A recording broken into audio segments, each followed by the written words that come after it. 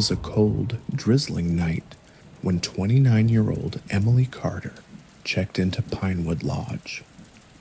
She was a freelance journalist traveling to cover a local folklore story about the Blackthorn Forest, known for its eerie tales of disappearances. The lodge itself stood at the edge of the forest, an old, creaking building with weathered wooden beams and windows that seemed to whisper when the wind passed through them. Emily had chosen Pinewood Lodge because of its proximity to the forest. It was a quiet, almost forgotten place operated by an elderly couple, Mr. and Mrs. Harper. They welcomed her with a polite smile, though something about their demeanor seemed off, an underlying tension that Emily dismissed as rural eccentricity. She was given room 6, located at the end of the dimly lit hallway on the second floor. The key was heavy and cold in her hand, its intricate design hinting at the lodge's age. The door to her room creaked loudly as she pushed it open, revealing a space that was simple yet unsettling. A single bed with a worn quilt, a small desk facing the window, and a full-length mirror leaning against the wall. The rain intensified as Emily settled in, its rhythmic patter creating a soothing backdrop. She placed her recorder and notepad on the desk, planning to jot down some thoughts before sleeping. However, as the hours ticked by, an unease began to creep in. The room felt wrong. At first, it was small things. The mirror, for instance, seemed to catch movements that weren't there. She would glance at it, convinced she had seen a shadow dart across its surface, but nothing was out of place. The rain outside appeared heavier through the glass, as though the storm was somehow more intense when viewed from the mirror. By 11:45 p.m., Emily decided to sleep. She turned off the lamp, plunging the room into darkness. The rain became her only companion, its rhythm steady and hypnotic. But then came the tapping. It was faint at first, barely audible over the rain. Tap, tap, tap.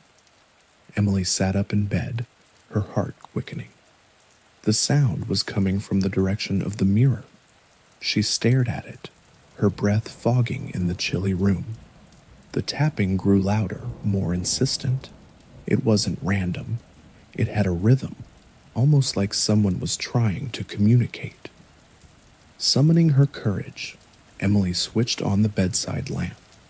The mirror reflected her room perfectly, but something felt wrong. The shadows seemed darker, deeper, as if the mirror was a portal to another world. She stood and walked toward it, her bare feet cold against the wooden floor. When she was only a foot away, the tapping stopped. Emily froze, staring at her reflection. Her heart pounded in her chest as she leaned closer. Her reflection stared back, but something wasn't right. Its eyes didn't match her own. They were slightly too wide, too alert, and then it moved. Her reflection tilted its head to the side, an unnatural smile stretching across its face. Emily stumbled back, tripping over the edge of the bed and landing hard on the floor. The lamp flickered and went out, plunging the room into darkness once more. In the silence, Emily heard a whisper, faint and almost drowned out by the rain. "Don't look away." She scrambled for her phone, turning on the flashlight. The mirror was empty. Her reflection was gone. Panic surged through her. She grabbed her bag, intending to leave the lodge immediately. But as she reached for the door, it wouldn't budge. The lock was stuck, the key immovable in its slot. She turned back toward the mirror, her flashlight trembling in her grip. The mirror now displayed something else entirely. It was no longer her room, but a dense, shadowy forest.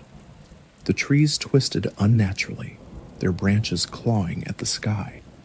A figure stood among them, its silhouette tall and thin, with limbs that seemed too long for its body. It raised a hand, long, spindly fingers beckoning her closer. Emily felt a pull, an almost physical force drawing her toward the mirror. She resisted, gripping the doorframe, but the force grew stronger. The whispers returned, louder now, overlapping in a chaotic cacophony. Come, join us. See, the mirror's surface rippled like water. Emily screamed as her feet lifted off the ground, dragged toward the glass. She fought, clawing at the floor, but it was useless. The last thing she saw before the darkness consumed her was the figure in the forest, its hollow eyes fixed on hers. The next morning, Mr. Harper knocked on Emily's door to inform her of breakfast. When there was no response, he used his master key to enter. The room was empty. Her belongings were untouched, her bed still unmade. The mirror stood in its place, reflecting the empty room. Emily Carter was never found. Local authorities conducted a search, but there were no signs of foul play. The Harpers claimed they saw her leave early in the morning, though their account was vague and contradictory. Pinewood Lodge closed down the following year after several guests reported strange occurrences in room 6.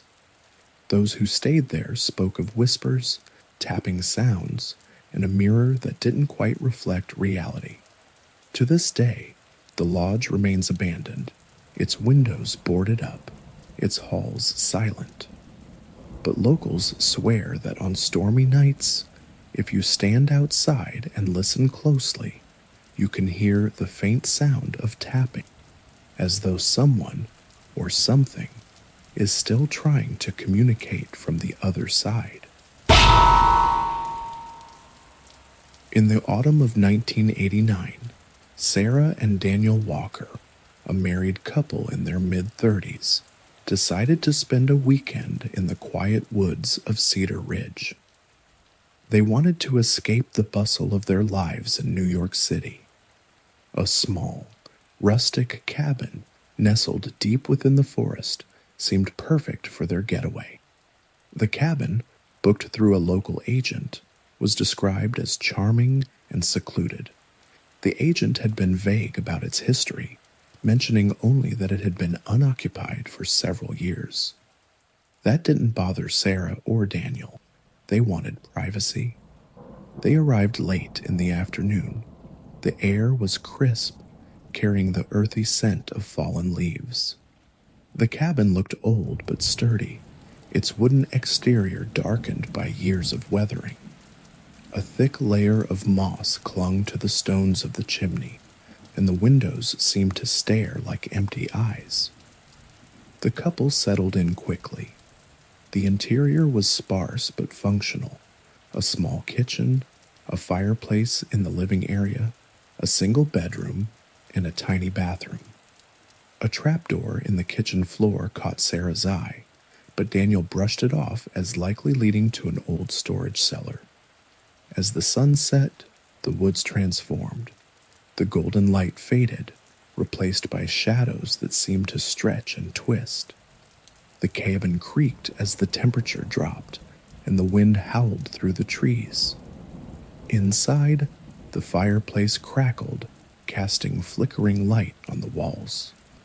That first night, Sarah woke suddenly around 2:30 a.m. The room was silent, except for the faint sound of leaves rustling outside.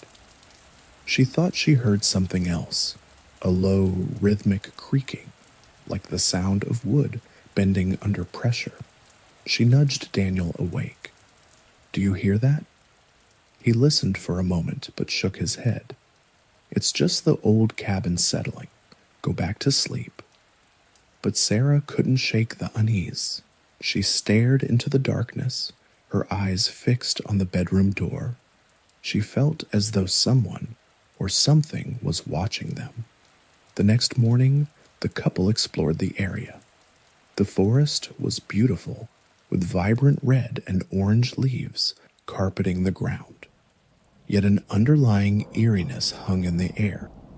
Sarah noticed the birds were unusually quiet, and the forest lacked the typical sounds of wildlife. While walking along a trail near the cabin, they came across an old, overgrown path that veered off into the woods. Curious, they followed it until they reached a dilapidated structure. It appeared to be another cabin, much smaller than theirs, with its roof caved in and walls covered in vines. Daniel peeked inside but found nothing but debris and the remnants of broken furniture. However, Sarah noticed something strange. Scratched into the wooden doorframe were tally marks, hundreds of them, as though someone had been keeping track of days, or something else. The couple returned to their cabin, unsettled but trying to shake off the feeling. That evening, as the sun dipped below the horizon, Sarah prepared the dinner while Daniel chopped wood outside. She couldn't stop glancing at the trapdoor in the kitchen floor. It seemed different now, almost as if it was slightly ajar, though she was certain it had been closed earlier. Summoning her courage, she knelt down and tugged at the rusty handle. The trapdoor creaked open, revealing a narrow staircase descending into darkness. A cold, damp draft wafted up, carrying the faint scent of decay. "Daniel," she called, her voice trembling. He rushed inside, and she showed him the cellar. Together they descended cautiously, using a flashlight to illuminate the way. The cellar was larger than they had expected, with stone walls and a dirt floor. At first glance it seemed empty, but in the far corner they discovered an old wooden table covered in strange symbols carved into its surface. Rusted chains hung from the walls, and a pile of rotting fabric lay in another corner. "What the hell is this?" Daniel muttered, his voice barely above a whisper. Sarah picked up a tattered piece of paper from the table. It was covered in illegible handwriting, but one word stood out, scrawled repeatedly: "Watcher." The atmosphere in the cellar was suffocating. They hurried back upstairs, locking the trapdoor behind them. That night, the strange noises returned, footsteps creaking on the floorboards, faint whispers that seemed to come from the walls. The couple huddled together in bed, unable to sleep. Around 3 a.m., there was a loud bang from the kitchen. Daniel grabbed a flashlight and went to investigate despite Sarah's protests. She waited in the bedroom, clutching the blankets tightly. Minutes passed, and Daniel didn't return. "Daniel?" she called, her voice shaking. There was no response. Gathering her courage, Sarah stepped into the hallway. The cabin was eerily silent, the flashlight Daniel had taken now lying on the kitchen floor. The trapdoor was wide open. Terrified, Sarah ran outside, calling his name. The forest was pitch black, the towering trees swaying in the wind. She thought she heard a voice, Daniel's voice, calling faintly from deeper in the woods. She followed the sound, her flashlight barely piercing the darkness. The voice grew louder, more desperate, leading her back to the overgrown path they had discovered earlier. When she reached the abandoned cabin, the door was open. Inside, she found Daniel standing motionless, his back to her. "Daniel, what are you doing?" she whispered, stepping closer. He didn't respond. When she touched his shoulder, he turned slowly, and Sarah gasped. His eyes were blank, his expression vacant. He raised a finger to his lips, signaling her to be silent. Behind him, a shadowy figure emerged from the darkness, its form barely human. It was tall and thin, with elongated limbs and eyes that glowed faintly in the dim light. Sarah screamed and bolted, running back toward their cabin. She didn't stop until she was inside, locking the door behind her. She tried calling for help, but the phone line was dead. Moments later, she heard footsteps outside, slow, deliberate steps circling the cabin. Then came the sound of scratching at the windows, followed by a voice, soft and haunting. "Let me in, Sarah." It was Daniel's voice, but she knew it wasn't him. The next morning, a search party found the cabin empty. Sarah and Daniel were never seen again. The only clue left behind was the trapdoor, now wide open, and the word "Watcher" carved into the walls of the cellar. Locals say the cabin is cursed, a place where something ancient and malevolent resides. To this day, hikers in Cedar Ridge report hearing whispers and footsteps in the woods, and some claim to have seen a shadowy figure watching them from the trees. Nestled in a forgotten valley surrounded by thick, untamed woods, the village of Black Hollow had been abandoned for nearly 50 years. It wasn't on any map, and its history was shrouded in rumors of strange disappearances and whispers of an ancient curse. But to 28-year-old freelance photographer Emily Carter, it was the perfect place for her next project. Emily had read about Black Hollow in a dusty old book she found at a second-hand store. The author described it as a ghost village, a place that time had forgotten. Intrigued, she planned a weekend trip to document its eerie ruins, imagining the hauntingly beautiful photographs she would capture. On the morning of July 23rd, she packed her car with camping gear, her camera, and a map she'd pieced together from old accounts and satellite images. The drive was uneventful until she turned onto the overgrown dirt road that led to Black Hollow. The trees grew denser, their gnarled branches forming a canopy that blocked out the sun.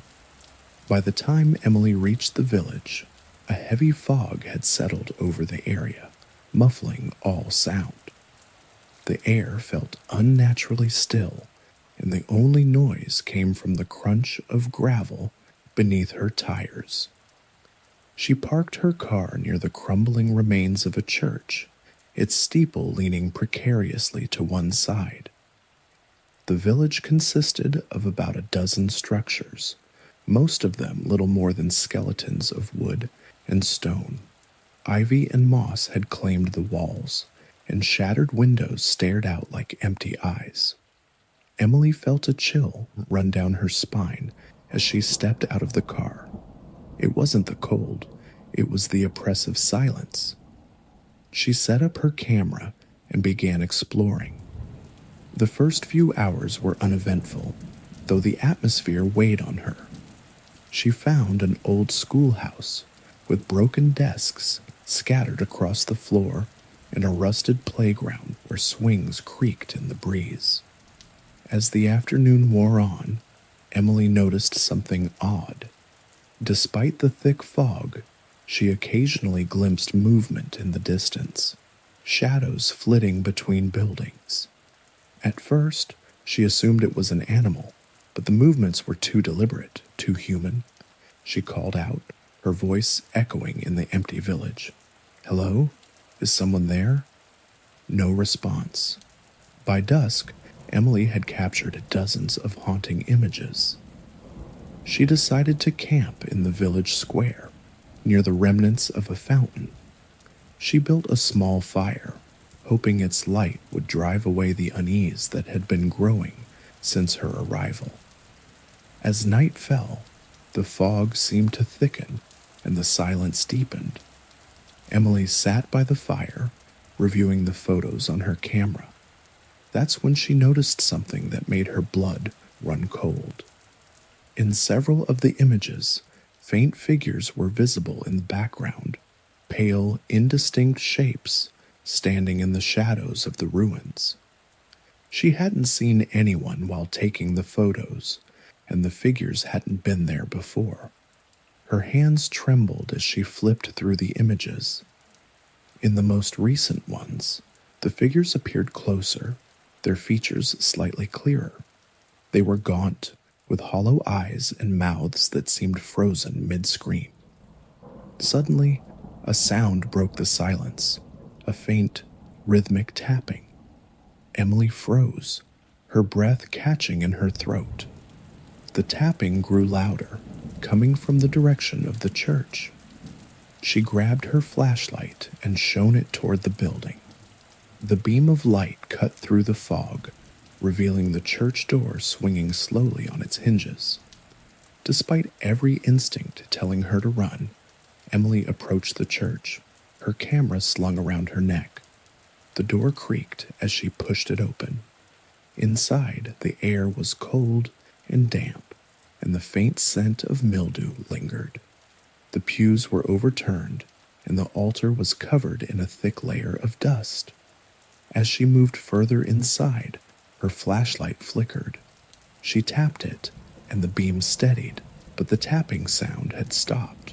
Then from the shadows at the back of the church, she heard it, a soft whisper. "Emily." She spun around, her flashlight scanning the room. "Who's there?" she demanded, her voice shaking. The whisper came again, louder this time. "Emily, leave." Her heart pounded as she backed toward the door, but before she could reach it, the flashlight flickered again and died, plunging her into darkness. Panic set in as Emily fumbled for her phone, but the battery was dead. She stumbled out of the church, the fog now so thick she could barely see her own hands. She ran toward her campsite, but the fire had gone out, leaving her disoriented. As she searched for her car, the whispers began again, surrounding her. They were faint at first, but they grew louder, overlapping into a cacophony of voices. "You shouldn't have come. Leave now." Too late. Emily's flashlight sputtered back to life, and in its faint glow she saw them. Dozens of figures emerging from the fog. They were translucent, their features distorted as if submerged in water. Their hollow eyes bore into her as they moved closer. She bolted, running blindly through the village. The figures followed, their whispers growing into screams. The air grew colder, and the fog seemed to thicken around her, making it harder to breathe. Finally, she spotted her car and threw herself inside. The engine roared to life, and she slammed on the accelerator. As she sped down the dirt road, she glanced in the rearview mirror. The figures stood at the edge of the village, watching her, their faces blank and mournful. Emily made it home, but she wasn't the same. She developed a nervous habit of glancing over her shoulder, convinced she was being watched. When she reviewed her photos, every image from Black Hollow was blank, except for one. It was a picture of the village square, and in the center of the frame was a single figure, its hollow eyes staring directly at the camera. Emily deleted the photos, but it didn't help. At night, she began hearing whispers outside her window. 2 weeks later, she disappeared without a trace. Her apartment was undisturbed, but her camera was found on her desk. The last photo it had captured showed Emily standing in the fog, surrounded by shadowy figures, her face frozen in terror. To this day, no one has returned to Black Hollow. Those who venture too close claim to hear whispers on the wind and see figures moving in the mist. Locals say the village was cursed long ago, and its spirits still linger, waiting for the unwary to stumble into their domain. Blackwater Bridge was a forgotten relic from the 1800s, a narrow iron truss structure stretching over the deep, black waters of the Blackwater River. Locals rarely crossed it, and those who did swore they felt the bridge shake under an unseen weight, heard whispers carried by the wind, and occasionally saw the glow of a solitary lantern swaying in the darkness. The bridge was infamous for its tragic past. In 1876, during a heavy storm, a horse-drawn carriage carrying a newlywed couple plunged into the river below when the bridge gave way. The bride was never found, and for decades afterward, stories of her ghost, forever searching for her lost husband, circulated among the townsfolk. On a crisp autumn night in 1988, a group of college students decided to test the legend. Among them was 22-year-old Lisa Morgan, a skeptical journalism major who was eager to debunk the tale for her campus paper. The others included her boyfriend, Jason, and 3 friends, Alex, Claire, and Mike. Armed with flashlights, a tape recorder, and a sense of invincibility, they set out for the bridge just as the moon rose. The road leading to Blackwater Bridge was rough and overgrown, the forest on either side casting long, claw-like shadows. The group parked their car at the edge of the woods and walked the remaining half-mile, their flashlights cutting through the dense fog that seemed to thicken as they approached. When they reached the bridge, it stood silent and foreboding, its iron frame covered in rust and moss. The river below was barely visible, a black void reflecting the faint glow of the moon. "This is it," Lisa said, turning on the tape recorder. Her voice echoed faintly in the still night. Blackwater Bridge, supposedly haunted by a bride who carries a lantern, searching for her husband. Let's see if she shows up. The group laughed nervously, their confidence wavering as they stepped onto the bridge. The iron groaned beneath their feet, and a cold wind whispered through the structure. Lisa led the way, her flashlight sweeping across the weathered planks. About halfway across, they stopped to take pictures and record audio. As they stood in the middle of the bridge, the air grew colder, and the fog thickened, muffling all sound. "Do you feel that?" Claire asked, rubbing her arms. "It's just the wind," Jason replied, though his voice lacked conviction. Lisa focused her flashlight on the river below. "The legend says the lantern appears around midnight," she said, glancing at her watch. It was 11:45 p.m. The group waited in tense silence, the tape recorder capturing the occasional creak of the bridge and the rustle of leaves. But as the minutes passed, the atmosphere grew heavier, oppressive. The air seemed charged, like the moments before a thunderstorm. Then they heard it, the faint clink of metal, like a chain dragging across the bridge. The sound grew louder, accompanied by the rhythmic creak of footsteps. The group huddled together, their flashlights darting around the bridge, but they saw nothing. "Who's there?" Jason called, his voice echoing. The footsteps stopped. For a moment there was only silence. Then, from the far end of the bridge, a faint light appeared. It was a soft, flickering glow, as though someone were holding a lantern. Lisa's breath caught in her throat as she turned the tape recorder toward the light. "This can't be real," she whispered. The lantern swayed gently, moving toward them with deliberate steps. As it drew closer, they could make out a figure, a woman in a tattered white dress, her face obscured by a veil. The lantern cast an eerie glow, illuminating the bridge in pale golden light. "She's real," Claire murmured, her voice trembling. Lisa tried to steady her breathing. "Stay calm. It's just someone playing a trick. But even she didn't believe her own words. The figure stopped a few yards away, her veil fluttering in the wind. For a long moment, she stood there, silent and unmoving.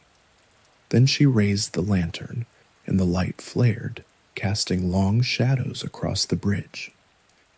In the sudden brightness, Lisa saw the figure's face, or what should have been a face. Instead, there was nothing but darkness, an empty void that seemed to pull at her very soul. Panic set in. Jason grabbed Lisa's arm. "We need to go. Now." The group turned and ran, the bridge shaking beneath their feet. Behind them, the sound of chains grew louder, accompanied by the anguished wail of a woman. "Don't look back," Alex shouted, his voice barely audible over the cacophony. But Lisa couldn't help herself. She glanced over her shoulder and saw the figure standing in the middle of the bridge, her veil lifted. Her hollow face stared directly at Lisa, and the lantern's light burned brighter, searing into her mind. She stumbled, her vision swimming, but Jason caught her arm and pulled her forward. They reached the end of the bridge and didn't stop running until they were back at the car. Jason fumbled with the keys, his hands shaking as the others piled into the vehicle. As the engine roared to life, Lisa looked out the rear window. The bridge was shrouded in fog, but she could still see the faint glow of the lantern, swaying gently in the darkness. The group made it back to town, but none of them spoke about what had happened that night. Lisa tried to listen to the tape recording, but it was filled with static. Only one sound came through clearly, a woman's voice, soft and mournful, whispering, "Why did you leave me?" It's Lisa never returned to Blackwater Bridge, but the experience haunted her. She began having vivid nightmares of the lantern's glow and the hollow face beneath the veil. A year later, on October 13th, 1989, she disappeared without a trace. The last entry in her journal read, "I hear her calling. I have to go back." Blackwater Bridge remains a place of fear and mystery. Locals say the lantern still appears on moonlit nights, swaying gently as the bride searches for her lost love. Some believe she's looking for someone to take his place. If you ever find yourself near Blackwater Bridge, remember, don't stop, don't look back, and whatever you do, don't answer her call. In the heart of Coventry stood the Brooks Manor, a grand Victorian house that had fallen into disrepair. Its once beautiful facade was now hidden behind thick ivy, its windows cracked and clouded. The townspeople avoided the place, citing unsettling rumors of strange noises, flickering lights, and a dark history that no one cared to speak of openly.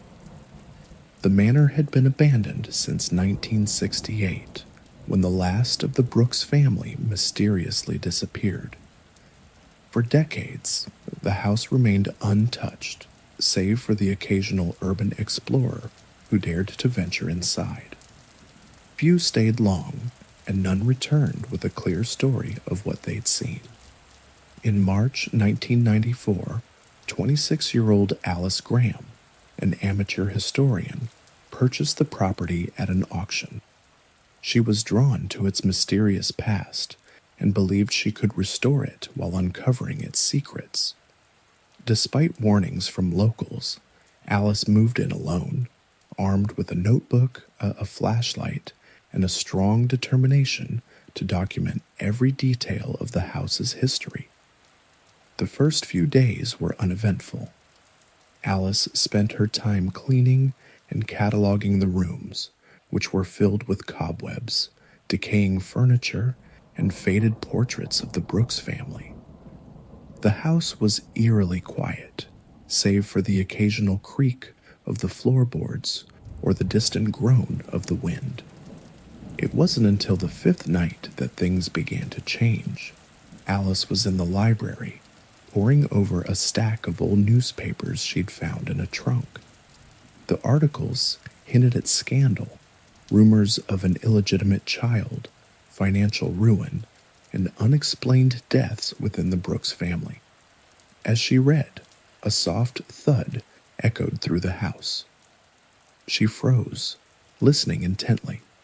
The sound came again, louder this time, as if something heavy had fallen upstairs. Grabbing her flashlight, Alice made her way to the second floor. The hallway was dimly lit by the moonlight filtering through the dirty windows. She checked each room, but everything was as she'd left it. Just as she was about to head back downstairs, she noticed something odd. The pull string for the attic hatch was swinging gently, as though someone had just tugged it. Alice hesitated. She hadn't been to the attic yet, partly because she assumed it was empty, and partly because the idea of climbing into the dark, confined space unsettled her. But now, curiosity overrode her fear. She grabbed a nearby chair, stood on it, and pulled the string. The hatch creaked open, and a rickety ladder unfolded. A faint, musty smell wafted down, accompanied by a sudden chill. With her flashlight in one hand and her notebook in the other, Alice climbed into the attic. The space was larger than she'd expected, its low ceiling crisscrossed with wooden beams. Dust motes floated in the beam of her flashlight, and the air felt heavy, oppressive. The room was cluttered with forgotten objects, an old rocking horse, a trunk filled with faded clothes, and stacks of yellowed papers. In the far corner, she noticed something strange. A single chair sat facing the wall, and next to it was a small, child-sized bed. On the bed lay a porcelain doll, its face cracked and its dress tattered. As Alice approached, a faint scratching sound filled the room. She spun around, her flashlight darting across the attic, but nothing moved. Then she noticed the writing on the wall above the chair. Scrawled in shaky, childlike handwriting were the words, "They won't let me leave." Alice's pulse quickened, but she forced herself to stay calm. She inspected the chair and found deep grooves in the wood, as though someone had clawed at it in desperation. She glanced back at the doll, and for a moment she thought its head had turned slightly toward her. Deciding she'd had enough, Alice climbed back down and sealed the attic. She convinced herself that the writing was an old prank, the noises just the house settling. But deep down, she couldn't shake the feeling that she wasn't alone. Over the next few nights, the disturbances grew worse. Alice heard faint whispers echoing through the house, too muffled to understand, but unmistakably human. Objects moved on their own. A vase she'd placed on the mantel appeared on the floor the next morning, unbroken. Doors creaked open and shut without warning. One night, she awoke to the sound of soft footsteps outside her bedroom. She grabbed her flashlight and flung open the door, but the hallway was empty. That's when she noticed something chilling, small, dusty footprints leading to the attic hatch. The pull string was swinging again. Alice resolved to end the mystery once and for all. Armed with her flashlight, she climbed into the attic and set up a small camera to document whatever might happen. She sat in the chair near the writing on the wall, her notebook in her lap, and waited. For hours, nothing happened. The attic was deathly silent, and Alice began to doubt her own experiences. Then, just as she was about to leave, the temperature plummeted. Her breath formed clouds in the air, and the scratching sound began again, louder this time. The doll on the bed shifted, its cracked face turning slowly to look at her. Alice froze, her flashlight trembling in her hand. A voice, soft and childlike, whispered from the darkness, "Help me." The words were followed by a loud crash as one of the beams above her splintered, sending shards of wood raining down. Alice bolted for the hatch, her heart pounding, but the ladder had disappeared. She screamed, clawing at the edges of the opening, but an invisible force dragged her back into the attic. The last thing she saw before losing consciousness was the doll's empty eyes staring into hers. Alice was found days later by a neighbor who noticed the mail piling up. She was lying in the attic, her eyes wide open and unblinking, clutching the porcelain doll to her chest. She was alive, but catatonic, unable to speak or respond. Her camera was recovered, but the footage was inexplicable. The first few hours showed Alice sitting quietly in the attic, but as the tape progressed, shadows began to move in the corners. The final minutes captured a chilling scene. The doll turning its head toward the camera and smiling before the screen went black. Alice never recovered. She was committed to a psychiatric hospital where she remained silent, except for one phrase she repeated endlessly, "They won't let me leave." The Brooks Manor was sealed off by authorities, but locals say that on quiet nights, you can still hear faint scratching from the attic and the soft whispers of a child calling for help. Nestled deep within the woods of Montana, Ash Hollow Lake was a place of serene beauty by day and unsettling silence by night. Surrounded by towering pines and jagged cliffs, the lake mirrored the sky so perfectly that it seemed like a portal to another world. But locals avoided it after sunset. The stories they told were chilling, of eerie lights dancing on the water, whispers carried on the breeze, and an ancient curse tied to the lake's dark past. The legend dated back to the late 1800s, when a small settlement thrived along the lake's shore. One summer night in 1883, every resident of the village disappeared without a trace. Their homes were left untouched, meals still on tables, but the people were gone. All that remained were strange symbols carved into the trees near the water's edge. For years, the area was abandoned, until campers and hikers began to return. But many who ventured too close to the lake at night reported strange occurrences, visions of shadowy figures in the water, unnatural cold, and whispers that seemed to come from the depths. Despite the warnings, 29-year-old Ethan Clark, an amateur filmmaker, decided to document the lake for a paranormal series he was producing. Ethan was skeptical of ghost stories, attributing most hauntings to fear and folklore. Armed with his camera, a tent, and an audio recorder, he set out to spend 3 nights alone by the lake. Ethan arrived on a warm August afternoon. The lake shimmered in the sunlight, its surface as smooth as glass. The beauty of the place seemed at odds with the grim stories he'd heard. He set up his tent on the northern shore, where the woods thinned out, offering a clear view of the water. As the sun dipped below the horizon, the forest grew quiet. The usual sounds of crickets and rustling leaves vanished, replaced by an oppressive silence. Ethan lit a small campfire and began recording his thoughts. "It's eerily still here," he said into the camera.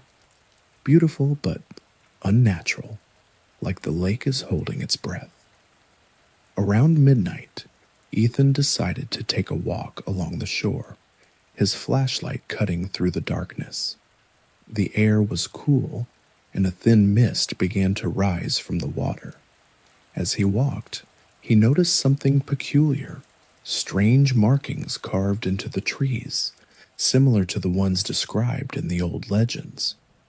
They were crude symbols, almost tribal, and each one seemed to point toward the lake. A soft ripple broke the surface of the water. Ethan turned his flashlight toward it, but saw nothing. Probably just a fish, he muttered, though he couldn't shake the feeling that something was watching him. The first night passed uneventfully, but things changed on the second day. Ethan woke to find his gear moved. His camera was lying several feet from where he'd left it, its lens pointing toward the lake. Reviewing the footage, he saw only static for most of the night, but around 3 a.m., the camera captured a faint glow on the water, like a lantern bobbing just beneath the surface. There was also a low, rhythmic hum, almost like chanting, though it was too faint to identify. Ethan tried to dismiss it as a trick of the light or a technical glitch, but unease gnawed at him. He spent the day exploring the woods, finding more of the strange symbols carved into trees and rocks. Some were faded with age, while others looked freshly etched. As night fell, the mist returned thicker than before. The lake seemed alive, its surface rippling even though there was no wind. Ethan set up his camera facing the water and sat by the fire listening intently. It wasn't long before the whispers began. At first, they were faint, like the sound of distant voices carried on the breeze. But as the night deepened, they grew louder, more distinct. Ethan grabbed his recorder and captured the sounds, overlapping voices speaking in a language he didn't recognize. The whispers seemed to come from all directions, but when he shone his flashlight into the trees, the woods were empty. Then he saw it, a figure standing on the far side of the lake. It was silhouetted against the mist, unmoving, its features obscured. Ethan called out, but the figure didn't respond. Suddenly, the fire dimmed and the air grew icy. The whispers intensified, blending into an eerie chant. Ethan turned back toward the figure, but it was gone. Panic set in, but he forced himself to stay. He couldn't leave without understanding what was happening. The third night was the worst. Ethan decided to film himself sleeping, hoping to capture whatever was moving his gear.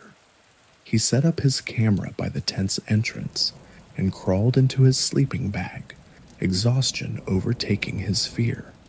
Sometime after midnight, he woke to the sound of splashing. He unzipped the tent and peered out, his flashlight scanning the lake. The glowing light from the previous night had returned, but this time it was closer. It danced on the water's surface, weaving back and forth like it was alive. Then he noticed something horrifying, shapes beneath the water.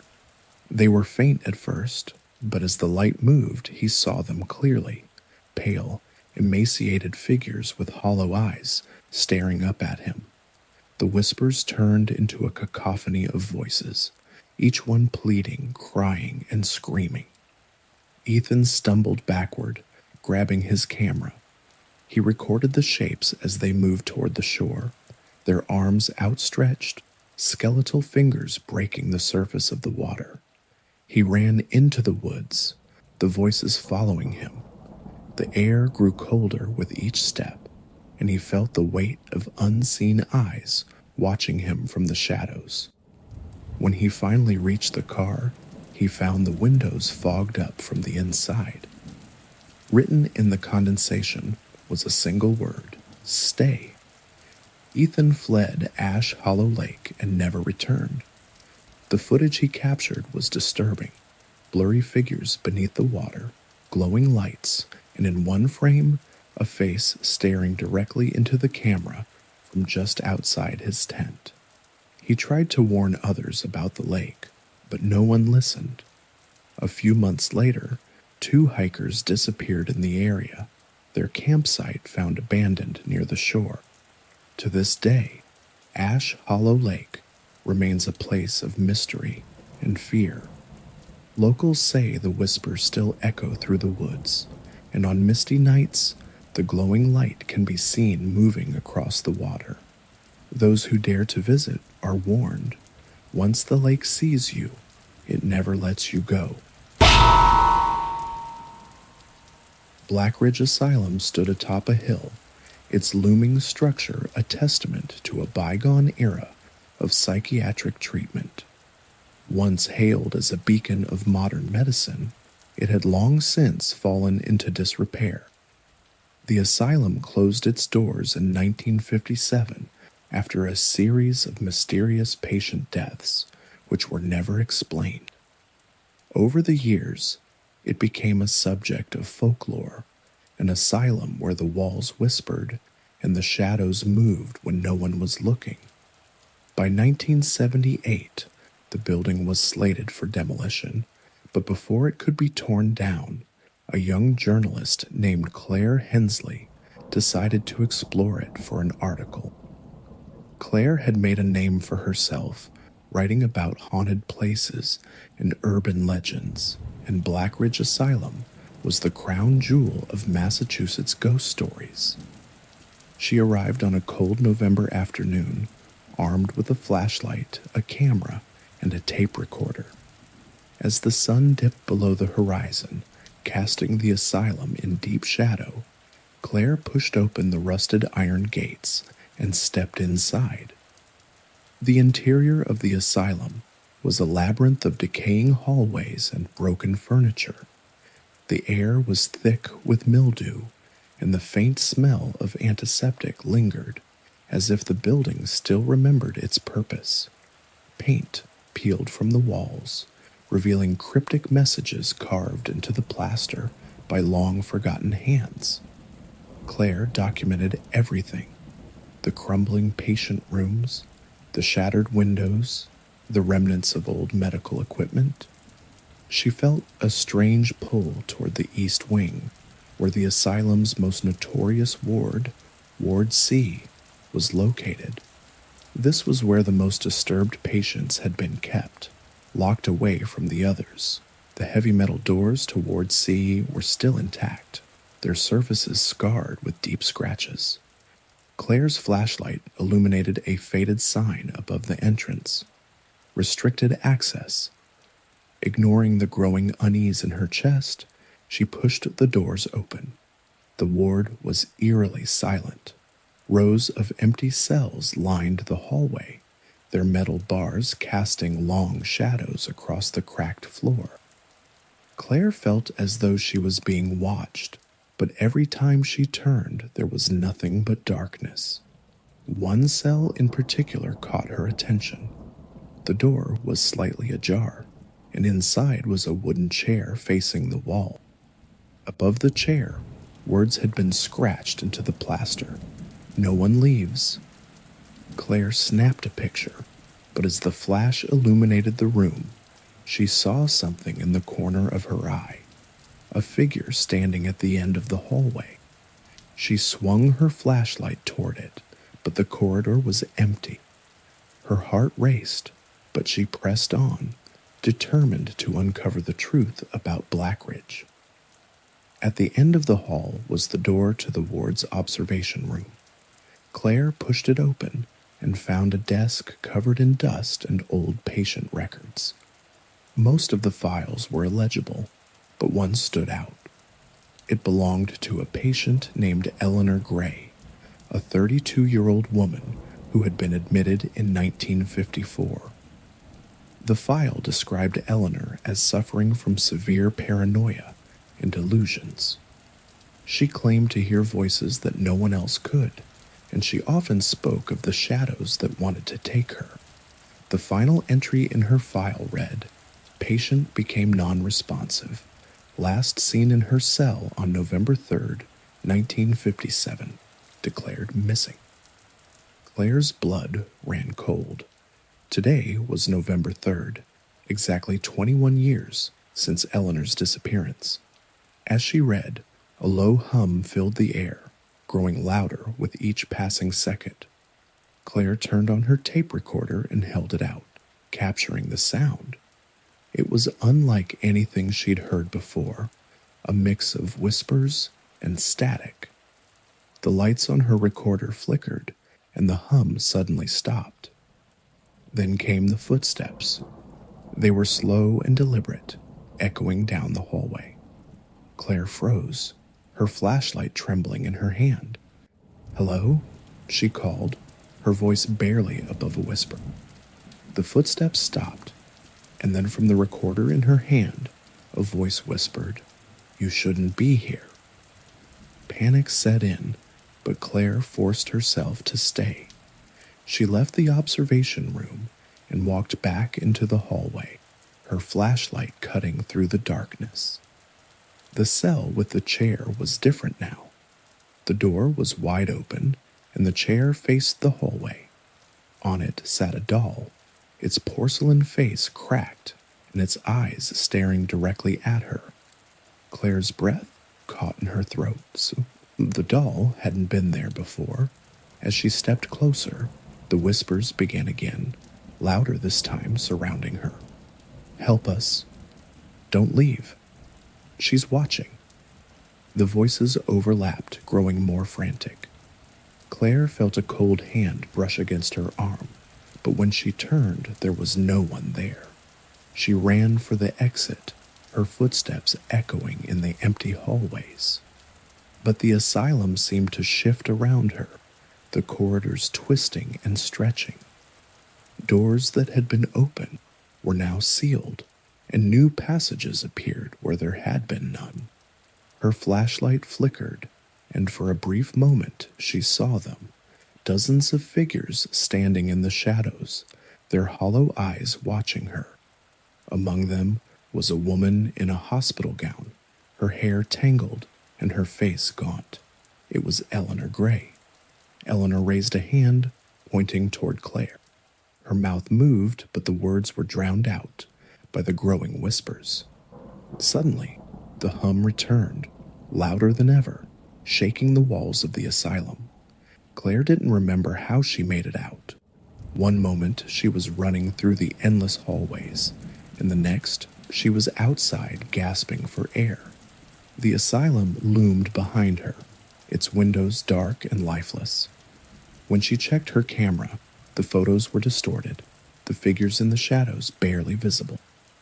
The audio from her recorder was filled with static, but one phrase stood out, clear as day. "No one leaves." Blackridge Asylum was demolished a week later, but Claire's experience left her scarred. She refused to speak of what she'd seen, and her article was never published.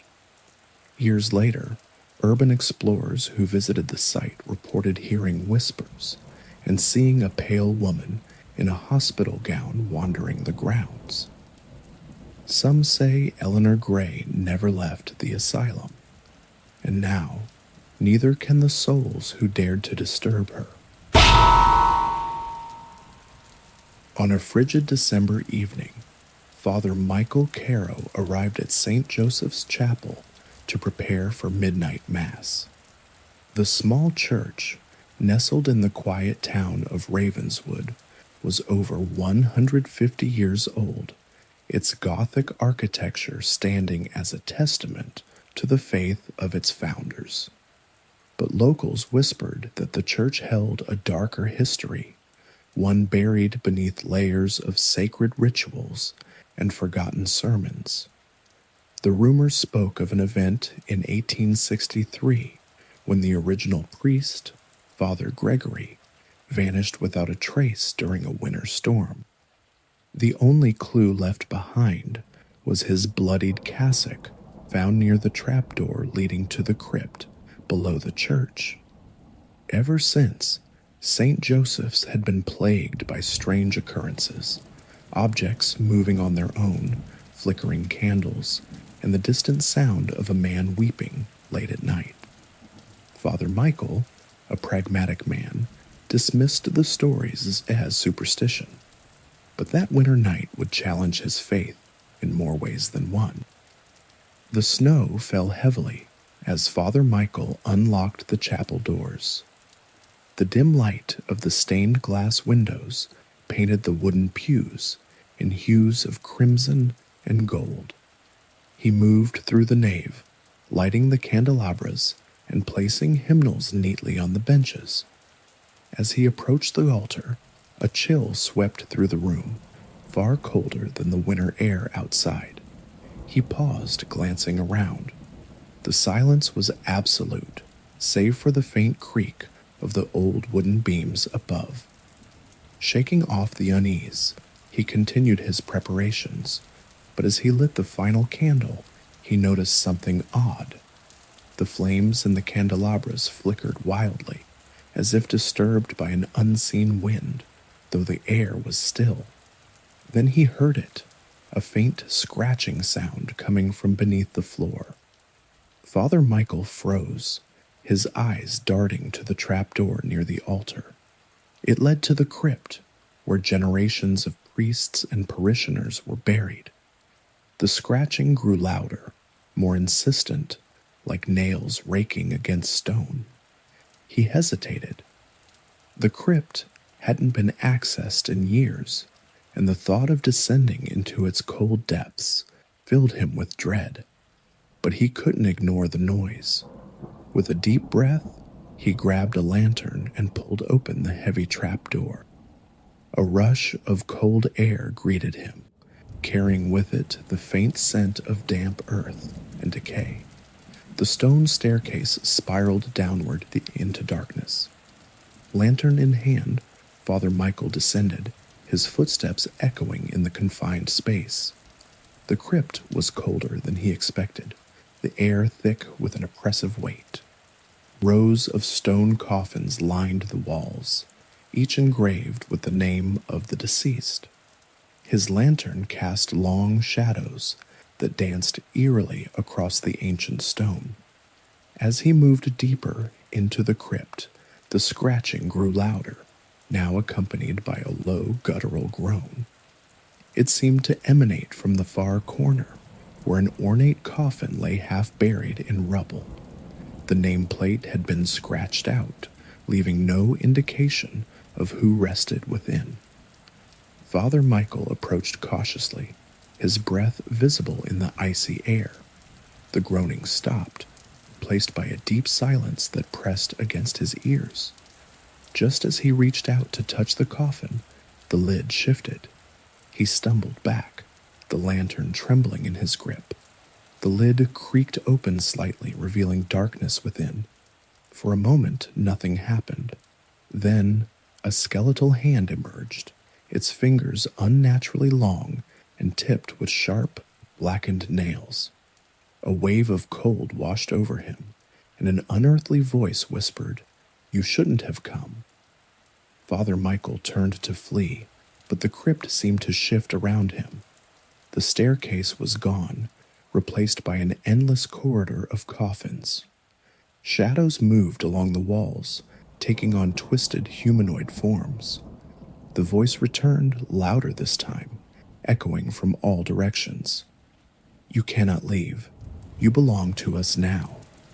Panicking, Father Michael ran through the maze of coffins, his lantern barely illuminating the path ahead.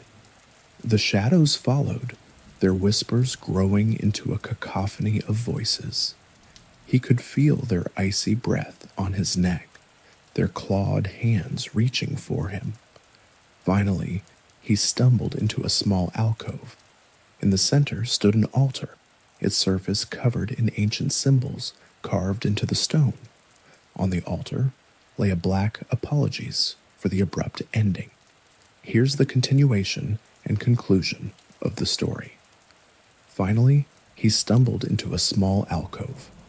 In the center stood an altar, its surface covered in ancient symbols carved into the stone. On the altar lay a black, iron-bound book, its pages yellowed with age, and its cover slick with some dark substance. The book emanated a faint, oppressive energy that made the hairs on the back of Father Michael's neck stand up. The whispers now grew frantic, a cacophony of pleading voices and snarls that seemed to come from every direction. The shadowy figures, twisted and contorted, poured into the alcove, surrounding him, their hollow eyes fixed on the book. The dark energy in the room pressed in on him like a vice. Father Michael reached for the book, instinctively knowing it was the source of the power that had taken hold of the crypt. The moment his fingers brushed the cover, a wave of pure terror washed over him, as if the shadows themselves were clawing at his soul. A voice, deep and resonant, echoed through his mind. "You have opened the door." Before he could react, the room seemed to collapse around him. The walls of the crypt shifted and groaned as though the entire building were alive, twisting and contorting in agony. The shadows lunged at him, their forms now fully materialized, growing out of the very walls. Father Michael stumbled backward, the book still clutched in his hands, but he could not escape the overwhelming force that closed in around him. He looked into the eyes of the shadow that had been closest to him, eyes that seemed ancient and filled with a hunger older than the church itself. With a final defiant scream, Father Michael turned to run, but as he moved, the shadows swept over him, pulling him into the darkness. The lantern fell from his grasp, its light extinguishing in an instant, and all that remained was a profound silence, deeper and more suffocating than the dark itself. The next morning, the people of Ravenswood were shocked to find the church doors wide open, but there was no sign of Father Michael. The altar had been disturbed, the trapdoor to the crypt left ajar. Inside, all that remained were the marks of his struggle, blood smears leading to the steps of the crypt, but no body was ever found. The crypt, however, appeared unchanged, as though nothing had occurred at all. Rumors spread quickly through the town, and some claimed to have heard faint whispering emanating from beneath the chapel, especially on the coldest nights.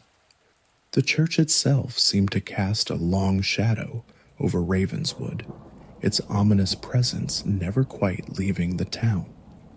Father Michael's disappearance remained a mystery, but the townsfolk knew one thing for certain. Some places were best left undisturbed, and St. Joseph's Chapel, with its dark history and restless spirits, was one such place. The church stands to this day, its doors closed to all but the brave or the foolish. Locals say that sometimes, if you stand just outside the chapel at midnight, you can still hear the faint echo of Father Michael's last prayer carried on the wind from the crypt beneath. Glenmore Manor had always been a place of curiosity and mystery. Built in 1820 by the affluent Westfield family, the manor was a sprawling estate on the outskirts of Salem, shrouded in both beauty and tragedy. Over the years, the grand house became notorious for strange happenings. Footsteps in empty hallways, whispers behind locked doors, and fleeting shadows that seemed to move of their own accord. Yet, it was the attic of Glenmore Manor that carried the heaviest weight of secrets, a place that had remained locked for over a decade. The house had been passed down through generations, but when the last Westfield heir, Charles, disappeared in 1931 under mysterious circumstances, the family abandoned Glenmore Manor. The manor fell into ruin, its once beautiful garden overrun with weeds, and the grand hallways left to decay. That is, until Eleanor Adams, an ambitious writer with a fascination for the supernatural, arrived in July 1943. Eleanor was determined to uncover the truth behind the manor's reputation. She was captivated by the stories of the vanished heir and the strange occurrences that plagued the house. Most importantly, she was drawn to the rumors of a mysterious mirror hidden in the attic. The mirror, according to local legend, was said to have been crafted in the early 19th century, and once someone gazed into it, they would become lost, both physically and mentally. Eleanor, always eager for a good story, couldn't resist. On the afternoon of July 22nd, Eleanor stood in front of the weathered front door of Glenmore Manor. The air was thick with humidity, the sky clouded over with dark storm clouds. She carried a small suitcase and a notepad, ready to investigate the mysteries of the house. The door creaked as she pushed it open, revealing the grand but decaying interior. Dust hung in the air, and the scent of mildew mixed with something older, more ancient. The manor was silent, save for the occasional groan of the wood settling. She explored the lower floors first, overgrown plants creeping through broken windows, faded portraits of the Westfield family hanging crookedly on the walls. Yet there was a palpable unease that seemed to grow the deeper she ventured into the house. At the top of the stairs, a locked door stood in her way, the attic door, its heavy wooden frame adorned with rusted iron bolts. Eleanor's heart quickened. This was it, the mirror. She searched the hallway for a key, but none could be found.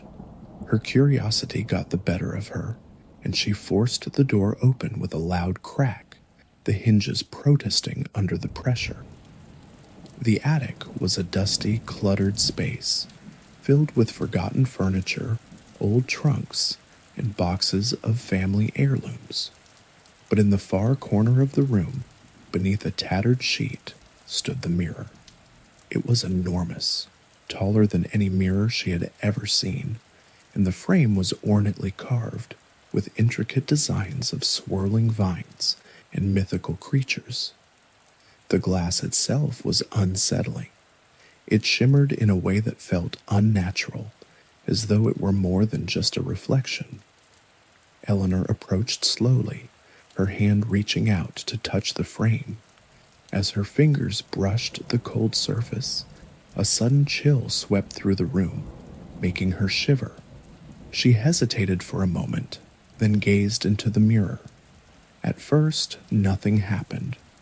She saw only her own reflection, a young woman with dark hair, eyes filled with both excitement and trepidation. But as she stood there, her reflection seemed to shift. The room behind her, which had been cluttered with old furniture, now appeared pristine, as though it had been untouched for years. Then, the reflection of her own face changed. Her eyes, once wide with curiosity, now appeared dark and hollow, as though something was staring back at her from within. Eleanor felt a creeping unease coil in her stomach. The reflection smiled. It wasn't her smile. She stepped back, heart racing. The reflection in the mirror stayed still, but its grin grew wider, more menacing. Eleanor turned, her eyes darting around the attic, but the room seemed unchanged. She looked back into the mirror, and her reflection did the same, almost as if mocking her. Then, the reflection began to move on its own. Eleanor watched in horror as the figure in the mirror stepped forward, its eyes locked on hers, as though it were reaching out. The smile twisted into something darker, its features now unnaturally elongated. A voice echoed in her mind, though the reflection's lips didn't move. "You shouldn't have come." Eleanor stumbled backward, knocking over an old chest. Her heart pounded in her chest, but her legs wouldn't obey. She couldn't look away from the mirror. The reflection had stepped entirely out of the frame, standing next to her in the dim light of the attic. The room around her began to distort, the walls bending and warping as though they were alive, closing in on her. Desperately, she tried to reach for the door, but it slammed shut before she could even make it halfway across the room. The shadows seemed to stretch and twist, enveloping her as she backed into the corner of the attic. The reflection stood before her, its eyes gleaming with an ancient malice. "You belong to the mirror now." Eleanor's body froze, the words of the reflection cutting into her very soul. She tried to scream, but no sound came. The air grew thick and suffocating, as though the attic was collapsing in on her. Her vision blurred, and the reflection in the mirror smiled, its grin impossibly wide, filled with rows of sharp teeth. The last thing Eleanor saw before the darkness consumed her was the reflection stepping forward, its face pressing against hers, and then nothing. When the local townspeople went to check on Eleanor the next day, they found the manor abandoned, just as it had been for years. No sign of Eleanor was ever discovered. The attic door, which had been left ajar, was now locked once again. But one thing remained: an old, tarnished mirror standing in the corner of the attic, untouched by time or decay. And some say that on quiet, moonless nights, if you stand in front of the manor and listen closely, you can hear the faint sound of a woman's laughter echoing from the attic. The mirror, they say, still waits for its next victim, whomever dares to look into its depths. The small town of Pine Ridge had always been a quiet place. Nestled in the foothills of the Appalachian Mountains, it was the sort of town where everyone knew everyone else, and the outside world seemed to stay far away. But there was one thing that set Pine Ridge apart from other towns, a dark secret that had been whispered for generations. Blackwood Forest, a dense, shadowed stretch of wilderness that bordered the town, was the subject of fearful rumors. Locals knew better than to venture too deep into the woods, especially after dusk. It was said that something lived within the forest, something ancient, something that preyed upon those who dared to wander too far. In 1961, a young journalist named Lucy Carrington arrived in Pine Ridge, eager to uncover the truth behind the forest's chilling reputation. Lucy had heard the rumors and was determined to write an article that would expose the mystery once and for all. Despite the warnings from the townspeople, she made plans to hike into Blackwood Forest on the evening of November 12th. Lucy set out early in the afternoon, eager to explore the dark heart of the forest before nightfall. The trees towered above her, their bare branches reaching like skeletal fingers into the gray sky. The forest floor was soft, with a carpet of fallen leaves, and the air was thick with the scent of earth and moss. As she walked, she noticed that the further she ventured into the forest, the quieter it became.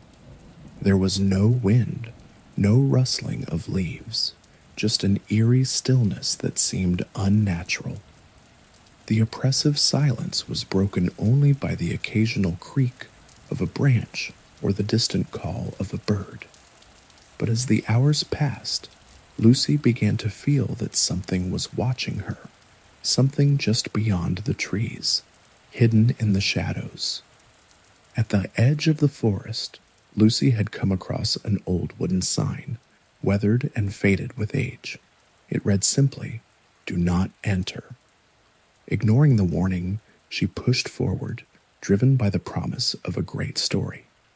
By the time the sun began to set, Lucy had ventured deep into the heart of Blackwood Forest. The trees seemed to close in around her, their trunks gnarled and twisted like ancient hands reaching out to grab her. The last light of day slipped away, leaving only the dim glow of twilight behind. It was then that she heard the sound.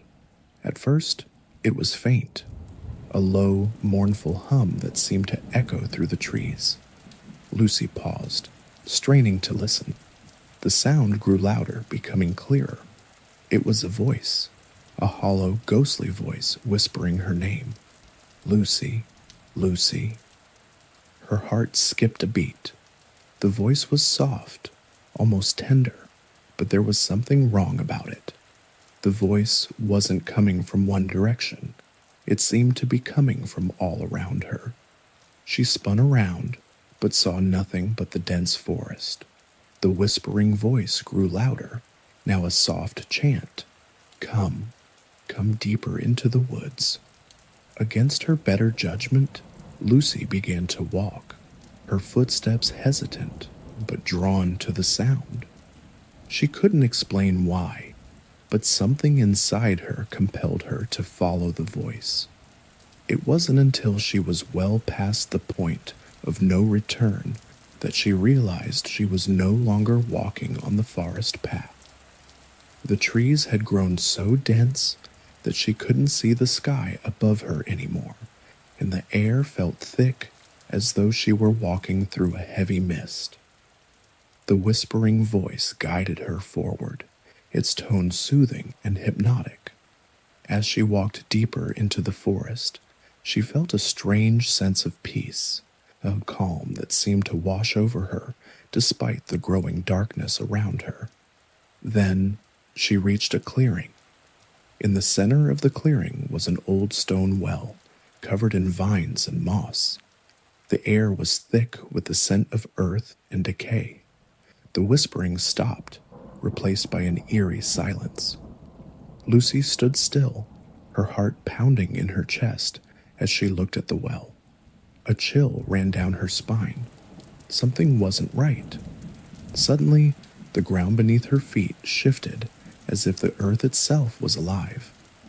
The well seemed to pulse with a strange, dark energy, its edges now glowing faintly with an unnatural light. Before she could react, the voice returned, louder and more insistent. Look into the well.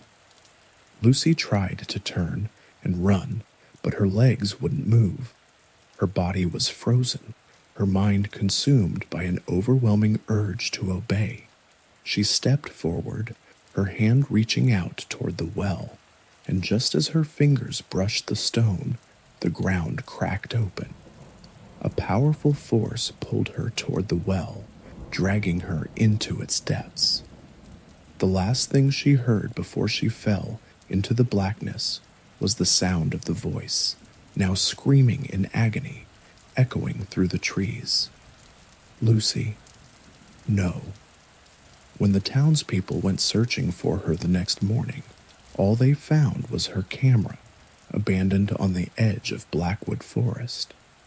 The lens was cracked, and the film inside had been exposed to the light, rendering it useless. There was no sign of Lucy, no trace of her in the forest. Some say she was taken by the forest, claimed by whatever dwells within Blackwood. Others believe she disappeared into the well, lost to whatever dark power lies beneath. But the most chilling part of the story is what happened a week later. In the dead of night, a few brave souls ventured into the forest to uncover the truth behind Lucy's disappearance. They reached the clearing with the stone well, and in the dim light, they could see something moving in the shadows, something that whispered their name. Some say they never returned. Others claim to have seen them, standing in the woods, their eyes vacant and hollow. Their lips whispered the same words Lucy had heard before. Come, come deeper into the woods. To this day, Blackwood Forest remains off limits, its dark secrets hidden beneath the overgrown trees. The whispers still call to those who are brave, or foolish enough to listen, and it's said that the voice of Lucy Carrington still echoes through the trees on cold, moonless nights, waiting for the next soul to wander too deep. Some say the forest has claimed her, but others swear that her hollow voice is still out there, beckoning, waiting for the one who will join her in the darkness forever.